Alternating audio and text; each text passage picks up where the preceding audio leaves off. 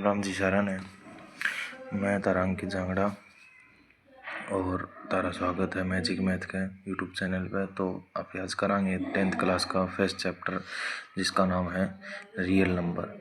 ठीक है, real number हो के है। सबसे पहले तो ये मेरा पढ़ना चाहिए कि भाई रियल नंबर बना किसका है या किसका पार्ट है के नहीं है।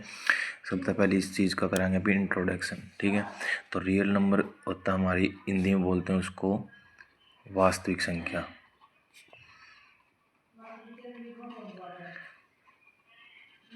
जितने भी प्रकार के नंबर्स होते हैं उनको बोला जाता है रियल नंबर। फॉर एग्जांपल इसके दो पार्ट होते हैं। पहला हमारा रैशनल नंबर और दूसरा हमारा इरैशनल नंबर। ठीक है, और इस चीज़ को बोलते हैं हम परिमेय संख्या और इसको बोलते हैं हम अपरिमेय संख्या। ठीक है, तो इसमें क्वेश्चन बनते हैं कि भाई रैशनल नंबर होता क्या sir?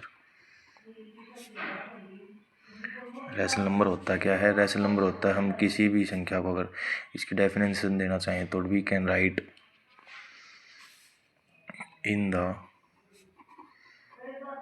Form of p upon q but q not equal to 0 where p and q are integer।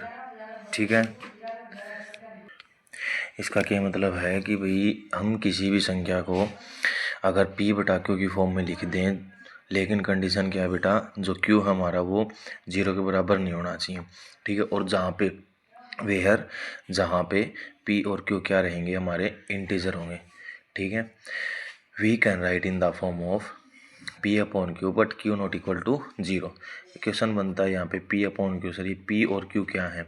इसको हम बोल देते हैं n अपॉन d, मतलब न्यूमरेटर अपॉन में डिनोमिनेटर। एक फ्रैक्शन के रूप में बन जाते हैं दोनों। ठीक है, for example 2 upon 3, 3 upon 5, 7 upon 8, -5/2, ये सभी क्या हमारे रैशनल नंबर है। क्वेश्चन बनेगा बेटा यहाँ पे कि क्या 0 एक रैशनल नंबर है? क्या 0 एक रैशनल नंबर है, यस या नो? कहेंगे यस, क्योंकि अगर जिसके बटे में कुछ नहीं होता उसके बटे में क्या होता है 1। और इसमें कंडीशन क्या थी, अगर डेफिनेशन इसलिए दी जाती है रैशनल नंबर की ताकि पता चल जाए कि भाई क्या है क्या नहीं है। भाई क्यों क्या हमारा 0 के बराबर नहीं होना चाहिए। जो डिनोमिनेटर होता है हमारा डिनोमिनेटर वो 0 के बराबर नहीं होना चाहिए, चाहे जो न्यूमरेटर है वो 0 के बराबर हो सकता है। ठीक है, और इससे अगला क्वेश्चन बनता है बेटा कि भाई सर एक हमारी पाई होती है। पाई क्या होती है? पाई की दो वैल्यूज होती हैं 22/7 और 3.14। ठीक है, इसको अगर ये कंडीशन है दोनों तो हमारा है रैशनल नंबर, अगर ये कंडीशन है तो हमारा है इरैशनल नंबर। ठीक है, तो फर्स्ट चैप्टर में क्वेश्चन बनेंगे कि भाई फैक्टराइजेशन मेथड होता क्या है और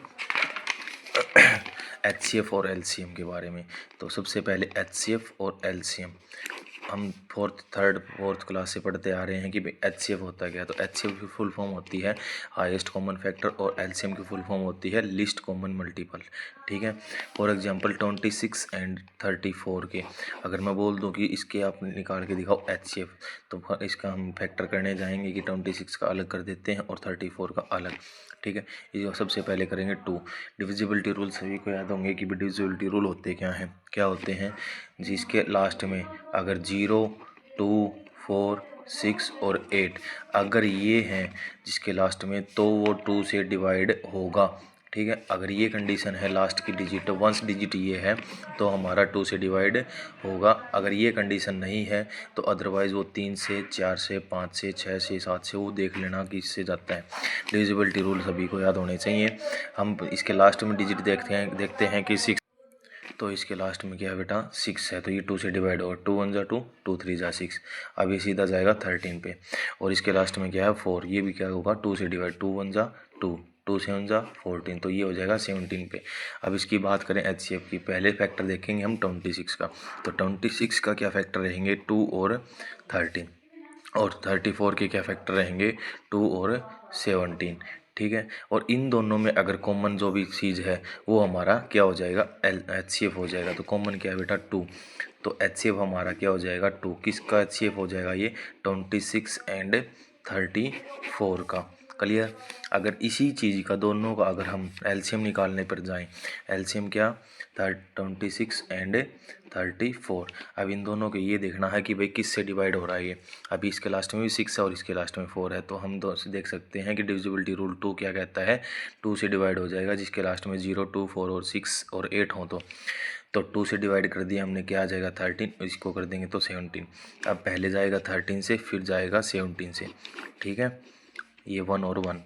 अब इसका एलसीएम निकालने पर जाएंगे तो 2 इंटू 13 इंटू 17, इसका एलसीएम आ जाएगा इन तीनों की मल्टीप्लाई करके, ठीक है। Is that clear. चलो आगे बढ़ते हैं। अगला क्वेश्चन बनता है बेटा रिलेशन। रिलेशन किस किस के बीच में, रिलेशन, ठीक है, HCF एंड एलसीएम का, इन दोनों का HCF और एलसीएम का। इसमें क्या है कि भाई दो चीज़ें होती हैं, एक तो first number and second number is equal to HCF multiply LCM. यहाँ एंड की जगह लग जाएगा फिर क्या, फर्स्ट नंबर इनटू में second number is equal to HCF multiply LCM, ठीक है। अब ये बात करते हैं कि भाई फर्स्ट नंबर और सेकंड नंबर को एक अलग तरीके से भी लिख सकते हैं कि product of 2 numbers is equal to HCF into में एलसीएम, ठीक है। अब मैथ्स में क्या होता है, अगर 4 चीज़ें दे रखी हैं इसमें, अपने में क्या दे रखी हैं, 4 चीज़ें दे रखी हैं, ठीक है। First number, second number, third number, fourth number मान लेते हैं ये है। तो इस चारों चीज़ों में से आपको 3 चीज़ क्वेश्चन में प्रोवाइड मिलेंगी और एक चीज़ आपसे निकलवा लेगा, ठीक है। अगर किसी क्वेश्चन में 3 चीज़ प्रोवाइड हैं, टोटल 3 चीज़ें हैं, तो 2 चीज़ आपको मिलेंगी, एक चीज़ पूछेगा। मतलब ये कहने का मतलब ये है कि बेटा कि भाई 4 चीज़ हो तो 3 मिलेगी, 2 हो तो एक मिलेगी, 5 हो तो 4 मिलेंगी, ठीक है। एक चीज़ ही पूछेगा। क्लियर। अब बात करते हैं यहाँ पे कि पहले दे देते हैं अभी फर्स्ट नंबर। तो फर्स्ट नंबर दे दिया हमने 34, सेकंड नंबर हमने दे दिया सेकंड नंबर दे दिया हमने 50, ठीक है। और HCF इसने दे दिया मान लेते हैं 12, ठीक है। अब बात करते हैं एलसीएम की। तो एलसीएम इसने पूछ लिया मान लेते हैं, ठीक है। अब यहाँ पे अपना फॉर्मूला लिखते हैं रिलेशन का कि फर्स्ट नंबर इनटू में second number is equal to HCF multiply LCM. सिर्फ वैल्यू पुट करनी है और कुछ नहीं है कि भाई वैल्यू पुट कैसे, फर्स्ट नंबर कितना है 34 मल्टीप्लाई सेकंड नंबर कितना है 50 इज इक्वल टू HCF कितना है 12 मल्टीप्लाई एलसीएम कितना बेटा निकालना है। तो एलसीएम मान लेते हैं, एलसीएम लिख लेते हैं, ठीक है। तो अभी ये 12 किस साइड है, right hand side. Right hand side में लेफ्ट हैंड साइड की तरफ लेके जाएंगे तो किस में हो जाएगा, अगर कोई भी चीज़ मल्टीप्लाई में राइट हैंड साइड में, उसको कन्वर्ट करते हैं हम किस में, लेफ्ट हैंड साइड में, तो वो डिवाइड में कन्वर्ट हो जाएगी। प्लस की है वो माइनस की हो जाएगी और जो माइनस की हो प्लस की हो जाएगी। क्लियर, ठीक है। तो एलसीएम को इस साइड रखेंगे is equal to 34 multiply 50 upon में 12। अब देख लेते हैं किससे कटता है, 2 से कट जाएगा 6, 2 से कट जाएगा 17, 2 से फिर कट जाएगा 3, 2 से कट जाएगा बेटा 25। अब 25 को मल्टीप्लाई कर देते हैं 17 से, ठीक है। 7 5 जा 35 कैरी 3, 7 2 जा 14 प्लस 3 17, ठीक है। 25 का 25 5 12 और 4 कितना आ गया एलसीएम, एलसीएम बराबर है कितना है ये 4 2 5 अपॉन में 3। अब डिवाइड कर देते हैं इसको, 3 से काट देंगे, इसका एलसीएम बराबर कितना आ जाएगा 3 1 जा 3, 3 4 जा 12, ठीक है। 3 1 जा 3 कितना बच गया 2, 3 6 जा 12, तो 141.6 अप्रोक्स ये आ जाएगा, ठीक है। तो ऐसे निकालना है कि भाई रिलेशन अगर पूछ ले क्वेश्चन बनेंगे इसमें, ठीक है।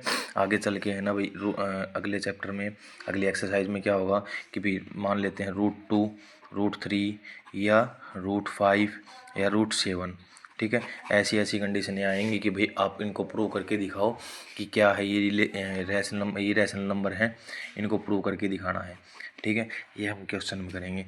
जितना भी मैंने आज करवाया बेटा उतना समझ में आया हो तो वीडियो को लाइक करना, शेयर करना, सब्सक्राइब करना, ओके। तो कल मिलते हैं एक 1.1 के ऊपर। Okay, bye bye.